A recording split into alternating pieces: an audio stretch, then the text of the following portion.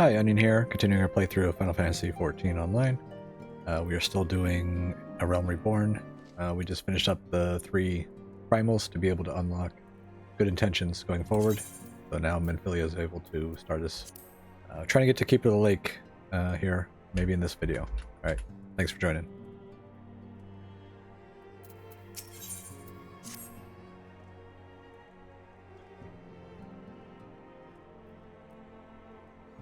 I am most eager to address the Ascian threat. However, we dare not neglect our other pressing concerns. We both know full well that Saint Shiva will not be the last primal we face, and our relationship with Ishgard is still tenuous at best. To think that the resolution of the primal threat was once the sole priority of the Scions of the Seventh Dawn. Some days I wonder if it was wise for us to take on so many other responsibilities. Lest you forget, Antecedent, the Scions need not shoulder the burden alone. Were not the Crystal Braves established for this very reason? True, we are presented with a multitude of problems. However, we have all the resources we need to address them in turn. Onion, in particular, is ever a steadying hand, who I trust will continue to support the Braves. To what do we owe the pleasure? Have there been further developments regarding the situation in Ul'dah? As expected, the Immortal Flames have been struggling to cope with the revelation that one of their highest-ranking officers was a Garlean agent. Suffice it to say, Telegy Adalgy and his monetarist Ilk have wasted no time in attempting to turn the situation to their advantage. Coupled with ongoing unrest, the Flames are finding themselves hard-pressed. Plainly, General Raubon needs our help, and I will direct the Crystal Braves to offer what support they can. If I am to stay abreast of the latest developments and issue effective orders, however, I cannot afford to waste time traveling back and forth. And so, for the foreseeable future, I think it would be for the best if I were to remain in Ul'dah, unless you have an objection? None whatsoever. We have matters here well in hand. Moonbreeda's research is proceeding as planned? So she tells me, though I am not familiar with the details. Orionge is poring over his tomes at the Waking Sands, and the others are contributing in their own ways. Alas, the key problem, how to form an ethereal blade at will, remains unsolved. Nevertheless, it is only a matter of time. Onion, while we focus on that task, mayhap you could assist Alphino and his braves with theirs? It would do much to restore faith in the immortal flames if the Warrior of Light was seen working on their behalf. Never forget that your esteemed status allows you to act in ways that those more tightly bound to organizations and nations cannot. As ever, I implore you to do so. Not that your response was ever in doubt, but I humbly thank you once more for aiding our cause. Now then, there are preparations I must attend to before my departure, such as receiving Ryle's latest report. He has proven to be quite skilled at gathering information others wish kept secret, hence why I placed him under my direct command and ordered him to investigate the Ul'dah riots. When you are finished here, join me outside. Depending on what he has to say, I may soon have a favor to ask. If there are any developments on our front, I shall inform you at once in the usual fashion.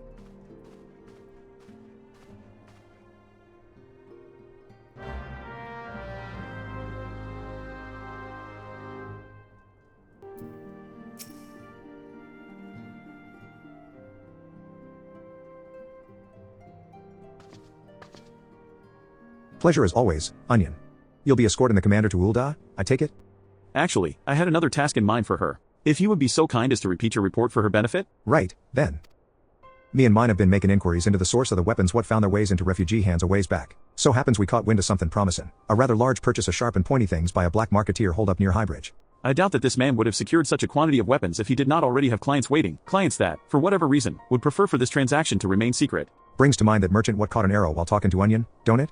Generous fellow, he was, Delon out swords and spears to the downtrodden and disgruntled. Which isn't to say that these clients have the same mischief in mind, but if you want to be sure, might be prudent to intervene before they collect their goods, savvy? Seizing the weapons before they fall into the wrong hands would be for the best. However, if we strike at the appointed hour, we might capture the black marketeer as well as his clients. What say you, Onion? Then it is settled. Rendezvous with Captain Ilbert at Highbridge and intervene when the exchange takes place. Now then, if you would excuse me, I must leave for Ul'dah. I expect good tidings.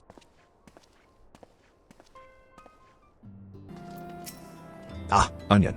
My scouts have been keeping a close eye on the black marketeer, and it would seem that his guests have arrived. It would also seem that he has hired more than a few men to stand guard, common thugs of no consequence, but they nevertheless pose a threat. Even so, I feel compelled to apologize.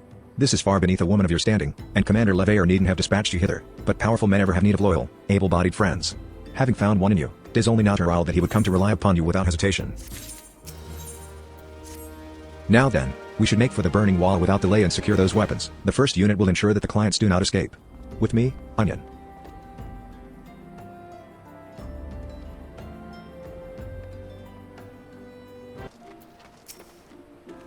I spied one man, but there are sure to be others. I've a plan. While you approach the sentry and create a distraction, my men and I will slip past and catch the black marketer unawares. Once you've disposed of the thugs, wait for us outside the tunnel entrance. Any questions? Then let us be off. Good luck, my friend. Who goes there? An adventurer? Damn fool, you should have never come here.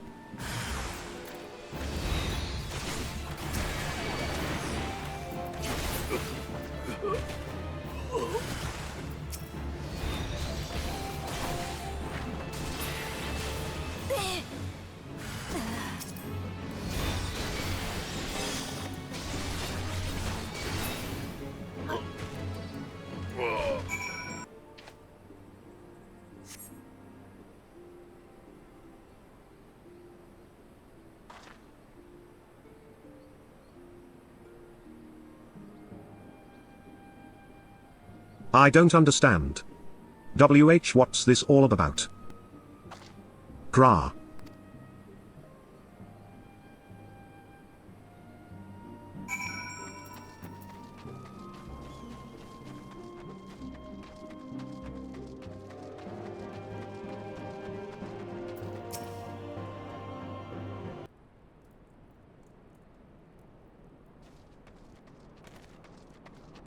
As you can see, this is a fine mess.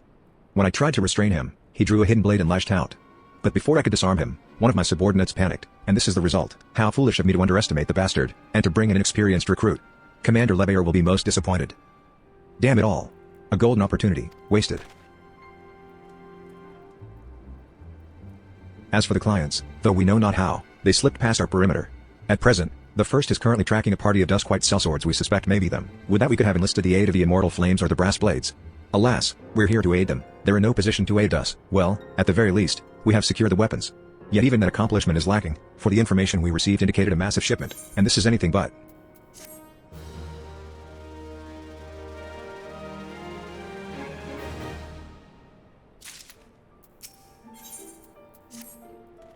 I will join the first in their hunt for the Duskwhite sellswords.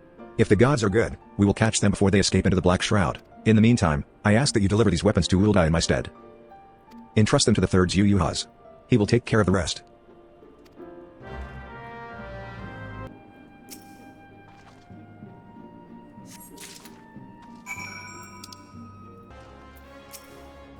Ah, the Warrior of Light, ever reliable friend to the Crystal Braves. You have my deepest thanks for your assistance in Kurthus. Now, what brings you to us this day?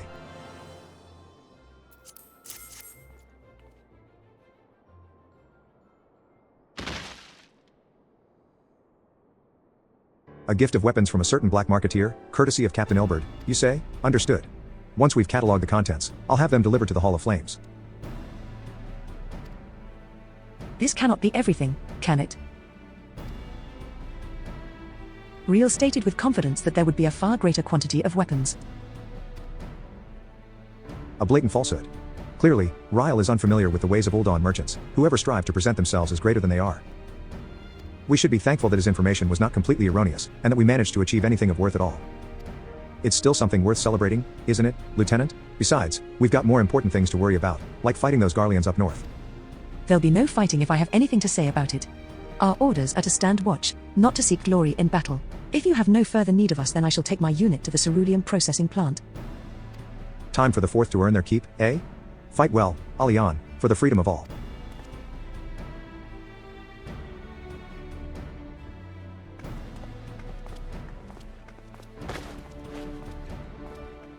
Excellent work as always, my friend.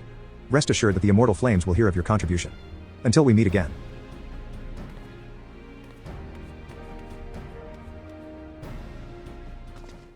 Onion. A word, if it please ye. Not here, look for me at the Sapphire Avenue Exchange. No need for whistling this time, don't ye worry.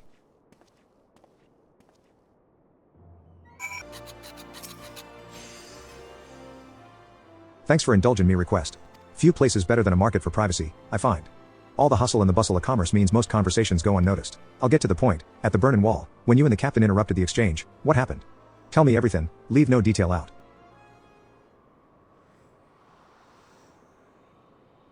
That's not quite how the first told it. These Duskwites they were chasing, latest word is that we lost the trail. But ye never saw him yourself? Not before the fightin' started, and not after? Something ain't right. I don't know what it is, but I can feel it in me bones. I'm not daft enough to be misled by some merchant's drunken boasts. Our information was reliable, goddamn. I know he purchased those weapons. Humph. As if I've never deciphered a moneylender's books, or had to follow a transaction back to its source. Did plenty of that back when the Braves were getting started, believe me. The commander wanted assurances that we weren't taking gil from the wrong sort of benefactors. Of course these days the money flows like water, and the first and third get the shiniest new toys. Forgive me, friend. I've a lot on me mind these days, and I appreciate you lending an ear. Right, then, best get back to it.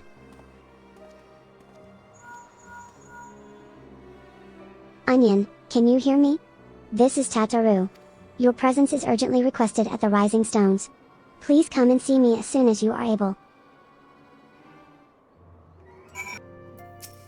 Thank you for coming so quickly, Onion. We've a guest from Ishgard who wishes to speak with you, a most, determined lady, by all indications. Our guest is with the antecedent in the solar at present. Let's not keep them waiting any longer. Shall we?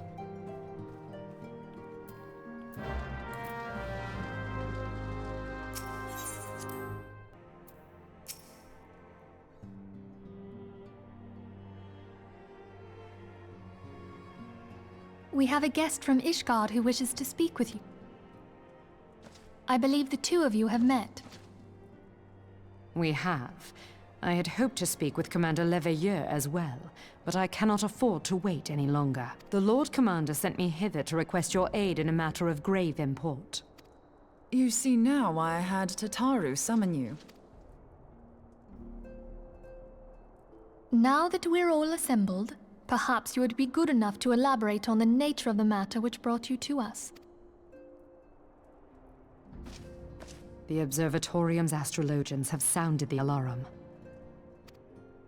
Last night, the Dragonstar burned with an intensity not seen in 15 summers, not since the Dravanians engaged the Empire in the Battle of Silvertear Skies. The northern sky doth burn full bright upon the Wormlord's call. The red behemoth beckoneth, and flame consumeth all. The old Curthan rhyme, aye. The brightening of the Dragonstar is said to accompany the roar of a great worm. The astrologians believe that it was Midgard-Soma himself who cried out on this occasion. After an absence of centuries, the King of Kings did return to lead his kind against the might of Garlemald, only to fall in his duel with the Agrius, proud flagship of the Garlean fleet. Devoid of life, his corpse remaineth entwined about the Magitech monstrosity even unto this day. Ariange has the right of it. Whatever this alteration in the Dragonstar portends, the Great Worm has shown no sign of life. Tataru, have the Domans reported aught out of the ordinary?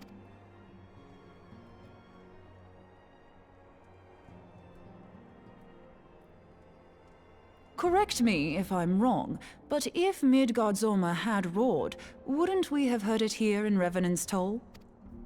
Roar is but a figure of speech. Dravanians can communicate in ways beyond our ken. It is for this very reason that we are forced to look for signs in the heavens. We cannot say with any confidence that a great worm roared at all, much less that it was Midgard-Soma. Only by directly examining the Keeper of the Lake can we be certain. However, it will take too long to gain the Holy See's approval to dispatch the Temple Knights. Therefore, Sir Emric would entrust this task to you. Do you accept? We knew you would not disappoint us. Now, if you would excuse me, I must return and assist the Lord Commander. We have precious little time to prepare. To prepare for what, pray tell? When a great worm roars, his brethren cannot choose but answer. We prepare for battle.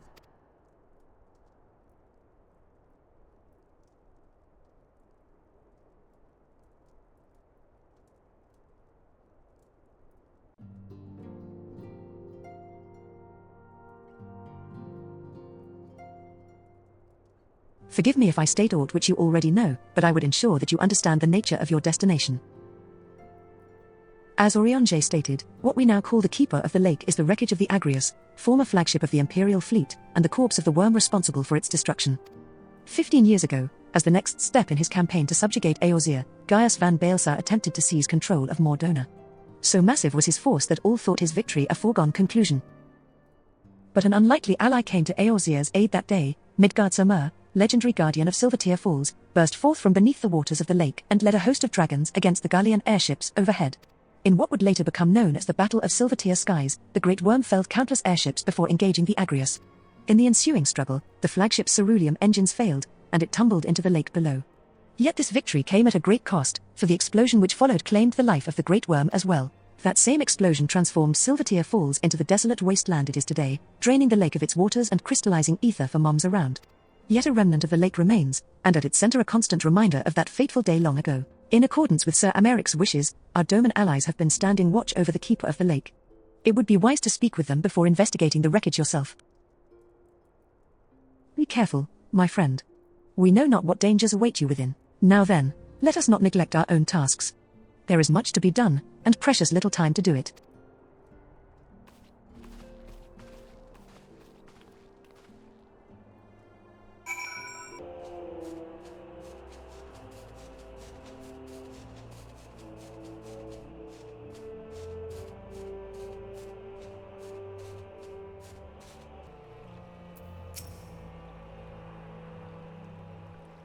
You're in luck, miss. I was about to send word to Revenant's Toll about the Garleans. Of late, I've seen small airships, likely from Castrum Sentry, come and go from the keeper of the lake. Though I cannot say for certain at this distance, I believe they may be salvaging something from within the wreckage. The Castrum supply lines have been cut for some time, and I'd wager they're desperately in need of spare parts and other equipment.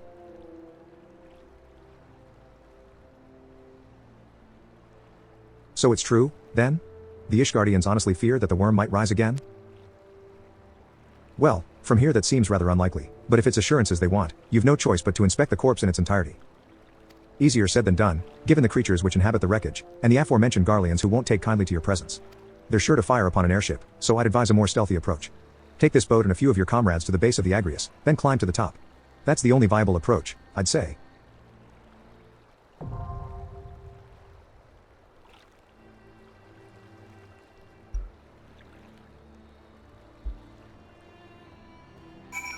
Alright, we're going to pause there, get the Keeper of the Lake. It's a pretty nice story so far.